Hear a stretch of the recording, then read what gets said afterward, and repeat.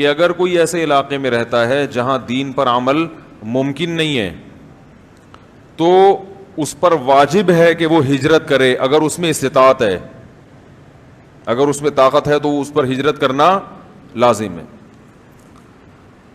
آپ دیکھ لیں آج لوگ کالز آتی ہیں کہ باس جو ہے وہ فرض نماز نہیں پڑھنے دیتا، تو اس مجبوری سے ہم نماز چھوڑ دیتے ہیں، تو اس مجبوری سے تو وطن چھوڑنا فرض ہے، جاب چھوڑنا کیوں فرض نہیں ہوگا بھائی؟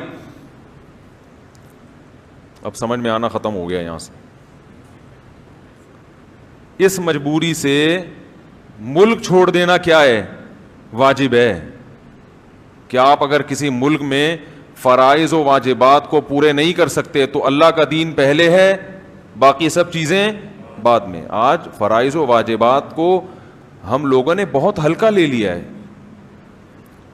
بہت ہلکا لے لیا ہے۔ تو اسلام کے جو 5 ارکان ہیں، اسی طرح جو چیزیں فرض ہیں، داڑھی رکھنا بھی ضروری ہے۔ اگر آپ کو جاب میں داڑھی رکھنے کی اجازت نہیں دی جا رہی تو فتویٰ یہی ہے کہ ایسی جاب پھر آپ کے لیے جائز نہیں۔ تنخواہ حلال ہے اس کی، کیونکہ وہ تو کام کی دی جا رہی ہے، تنخواہ تو کام کے عوض میں دی جا رہی ہے نا، لیکن آپ کے لیے ایسی جاب کرنا جائز نہیں ہے، وہ آپ کو اجازت نہیں ہے۔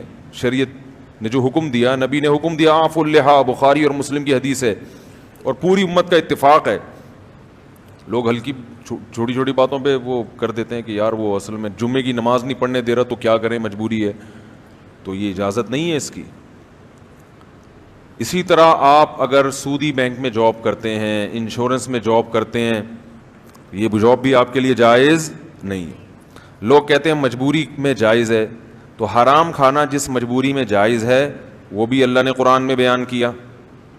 فَمَنِ اضْطُرَّ فِي مَخْمَصَةٍ، اتنی شدید بھوک میں مبتلا ہو جاؤ کہ مجبور ہو جاؤ اور ڈر ہو کہ اگر یہ حرام نہیں کھایا تو موت واقع ہو جائے گی، ایسی صورت میں وہ حرام حلال ہو جاتا ہے۔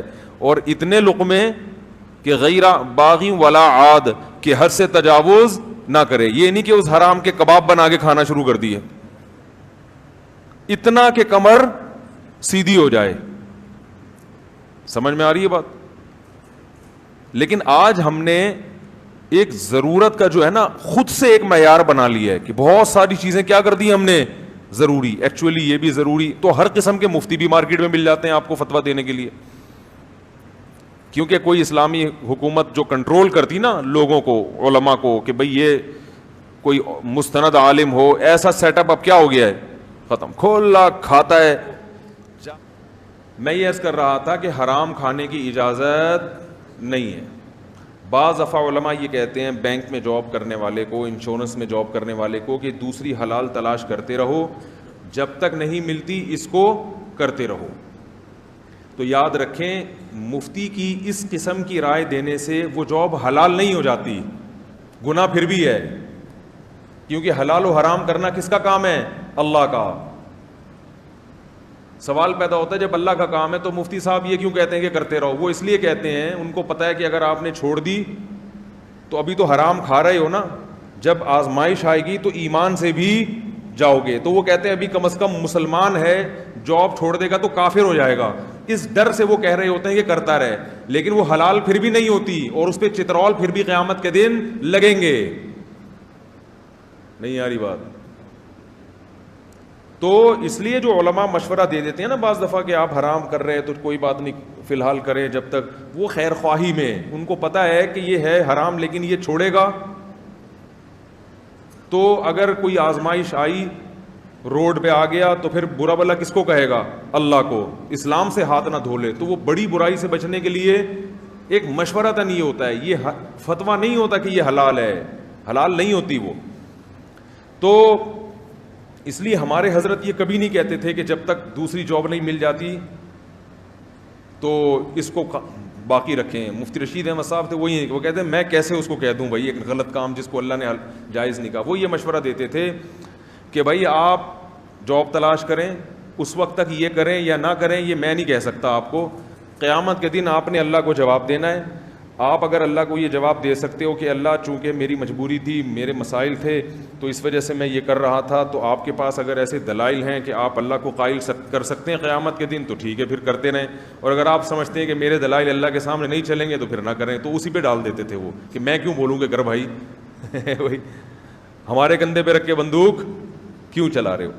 تو بھائی یہ جو ناجائز اور حرام کا معاملہ ہے یہ ہلکا نہیں ہے, اس کو لوگوں نے بہت ہلکا لے لیا ہے. چھوٹی چھوٹی باتوں پہ شریعت کے حکم کو توڑ دیتے ہیں کہ یار کوئی بات نہیں. ایکچولی ایسے بھی لوگ ہیں یورپ میں, وہ خنزیر جو ہے وہ ڈبوں میں پیک کر کر کے گھروں میں کہہ رہے ہیں یار میں وہ میک ڈونلڈ میں جاب کر رہا ہوں تو مجھے وہ برگر پارسل کرنا ہوتا ہے. وہ برگر کس سے بنا ہوا ہوتا ہے؟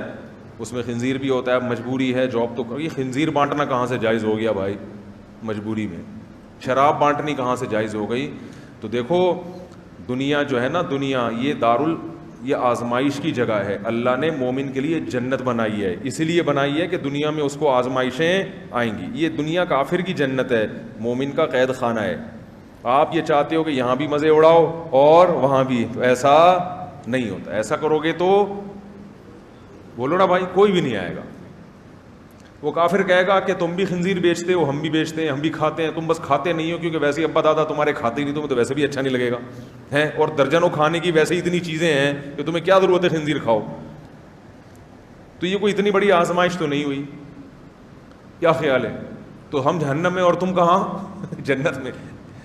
تو اس لیے ناجائز سے بچا کریں. ہاں بعض لوگوں کو تقوی کا ہیضہ ہو جاتا ہے, خود سے جائز ناجائز کے فیصلے بولو بھائی نہ کیا